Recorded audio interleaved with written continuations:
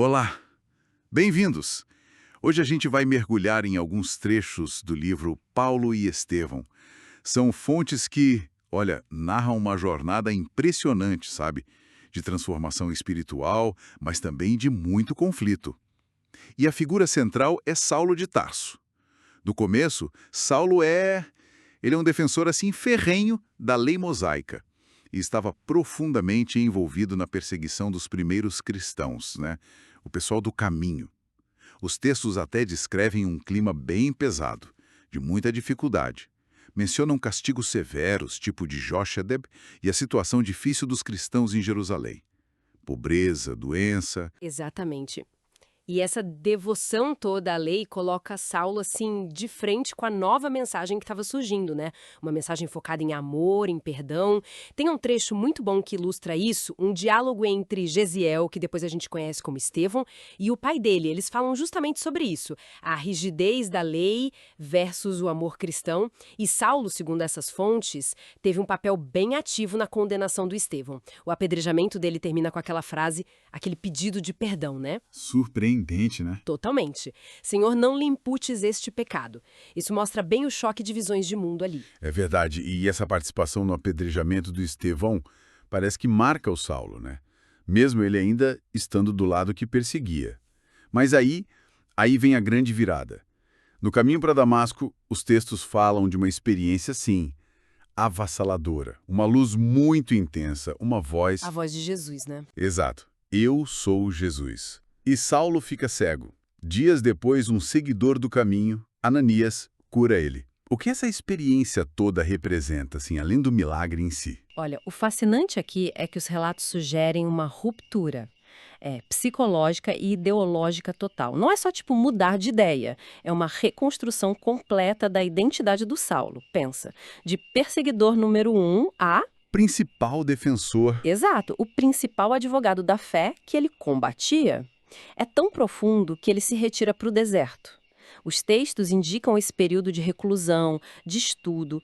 Ele trabalhou como tecelão, lá com Áquila e Prisca, e mergulhou fundo nos ensinamentos do Evangelho. Foi quase uma autoeducação forçada pela experiência radical que ele teve. Uhum. E essa preparação no deserto parece ter sido fundamental, porque a partir daí, agora como Paulo, a vida dele vira uma sequência quase sem fim de viagens missionárias, mas também. De perigos constantes. Exato. Os fragmentos que a gente tem narram episódios que mostram bem essa nova realidade.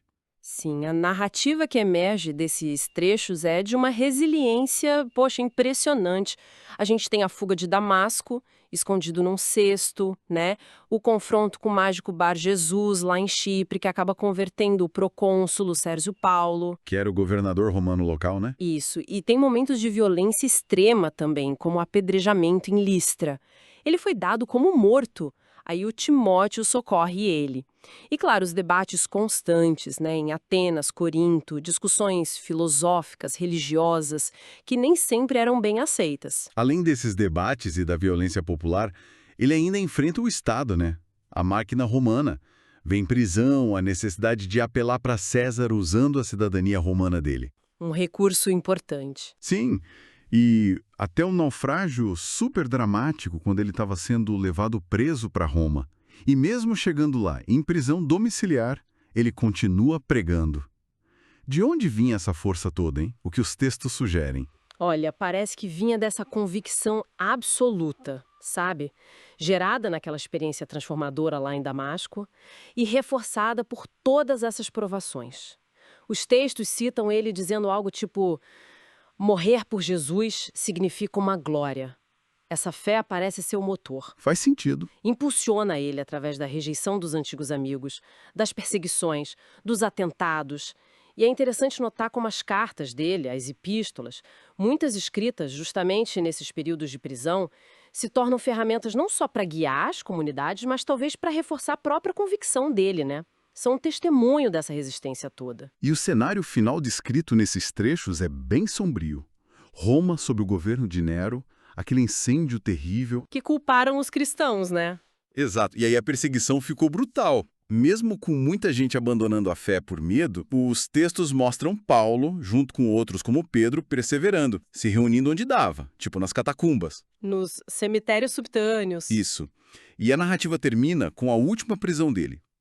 Ele mantém a firmeza diante dos interrogadores, mesmo sofrendo agressão física, apanhando com bastões. Então, assim, olhando para esse conjunto de relatos, o que fica é a imagem de uma vida levada aos extremos, né? Extrema na convicção inicial pela lei, extrema na perseguição que ele mesmo fez, Uhum. extrema na transformação que viveu e extrema na dedicação à nova causa, enfrentando tudo até o fim. Exatamente. E isso deixa a gente com uma pergunta interessante, que vem direto dessa trajetória narrada nos textos.